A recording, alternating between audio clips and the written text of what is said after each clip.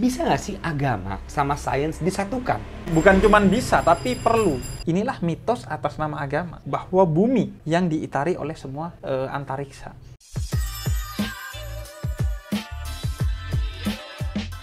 Ada video menarik dari Habib Jafar dengan Bang Onan yang membahas tentang relasi antara agama dengan sains, dan saya rasa ini merupakan topik yang sangat penting dan menarik untuk dibahas. Sekedar informasi, saya telah menonton video ini sampai selesai dan memahami konteksnya secara menyeluruh. Jadi mungkin tanggapan saya terhadap pernyataan-pernyataan Habib Jafar dalam video ini akan saya buat dalam beberapa part, karena kalau tidak videonya bakal panjang. Sekali lagi, kalian mungkin akan melihat video Habib dan Bang Onan ini terpotong-potong. Tetapi percayalah bahwa potongan-potongan ini tidak menghilangkan esensi dari video penuhnya. Perlu diingat bahwa ketika saya mengomentari pernyataan Habib Jafar, bukan berarti saya bermaksud menyalahkan atau menjatuhkan Habib Jafar. Saya hanya ingin memberikan perspektif alternatif dari sudut pandang sains, sehingga kita bisa memperkaya diskusi dan pemahaman kita tentang topik yang sedang mereka bahas. Di video ini, Bang Onan bertanya pada Habib, bisa nggak sih agama dan sains disatukan? Dan jawaban dari Habib ini sangat menarik. Habib menjawab, bukan hanya bisa, tapi perlu. Dia kemudian mengatakan bahwa agama butuh sains untuk memastikan agama ini tetap suci dari mitos.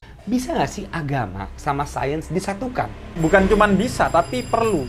Perlu? Kenapa?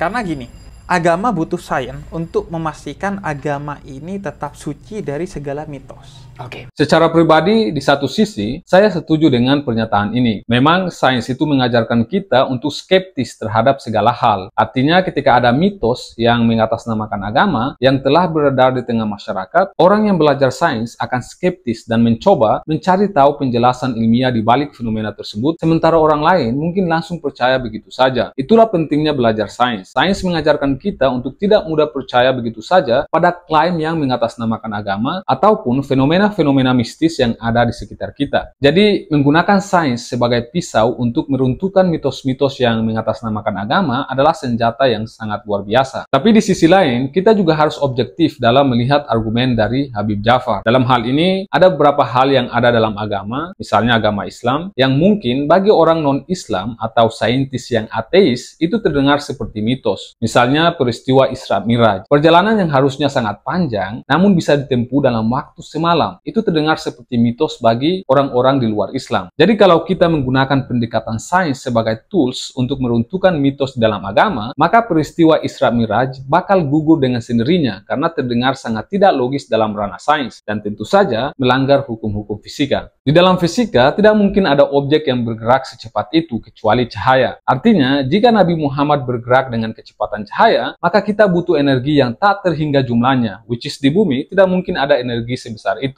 Dan kalaupun Nabi Muhammad bisa bergerak dengan kecepatan cahaya, maka yang terjadi adalah massa tubuhnya bakal meningkat secara drastis, dan ketika itu terjadi, maka tubuh Nabi dipastikan bakal hancur lebur. Poinnya adalah, ada beberapa fenomena dalam agama yang memang mengharuskan kita untuk percaya begitu saja tanpa perlu mempertanyakan alasan dibaliknya. Karena peristiwa ini dialami sendiri oleh Nabi dan Tuhan sendiri yang memberitakan itu dalam Al-Quran, maka sebaiknya kita wajib percaya tanpa perlu menggunakan sains untuk menjelaskan fenomena tersebut. Mencoba menggunakan sains untuk menjelaskan fenomena dalam agama bakal berakhir dengan cocokologi berdasarkan penafsiran pribadi kita. Yang salah itu bukan Al-Quran ataupun agamanya, tapi perilaku kita yang mencoba menodai kesucian Al-Quran dengan cara menginterpretasi ayat-ayat dalam Al-Quran, kemudian mencocok-cocokkan dengan sains dan membuat keduanya seolah-olah sejalan. Menurutku, tindakan seperti itu menunjukkan betapa lemahnya keyakinan kita terhadap Tuhan dan Nabi-Nya, sehingga kita masih butuh hal lain untuk memvalidasi keyakinan kita. Mending cocokologinya masuk. Tapi kalau enggak, masa kitab sucinya disalahkan hanya karena kesalahan interpretasi ataupun ketidaktahuan kita mengenai sains? Begini aja deh, bagi kalian yang muslim pasti mengenal yang namanya rukun iman, yang merupakan pilar-pilar kepercayaan dalam Islam. Dasar dari rukun iman itu berbicara tentang keyakinan atau bukti dan validitas ilmiah. Tentu umat Islam semua sepakat bahwa di antara 6